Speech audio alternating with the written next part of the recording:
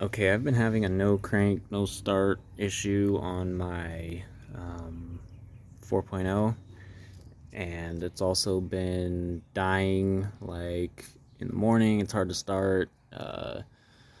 It'll be hard to start after I fill up or after I'm stopped at a restaurant for a while. And if you have that problem, it could very well be the neutral safety switch, especially if you joggle your part to neutral to drive back and forth a few times and then it starts up. So check your neutral safety switch. That's what I did. Um, I wanted to make this video because this is the only neutral safety switch that I could find on YouTube.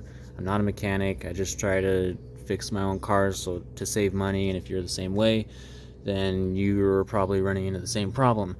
This is not the neutral safety switch that is on the 1998 4.0 with automatic transmission. It is on the driver's side, right there. I had an issue, no start, all the symptoms that I just talked about, and it ended up being this little guy. It was all melted off and everything, and I'm assuming it was giving a bad connection because my Jeep starts up fine now. But yeah, this is super easy to replace.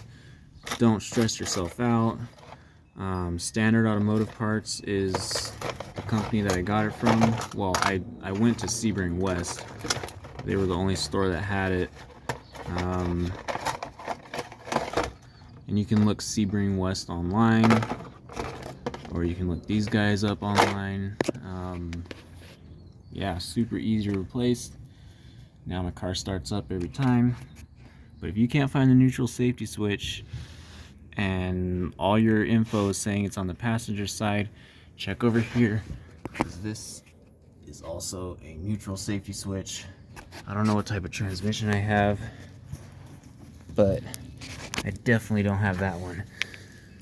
So if you're getting a no crank, no start issue, check on that. Joggle your part to drive to neutral a few times, see if it starts up. And when you work on it, just remember to unplug the battery. Alright, peace.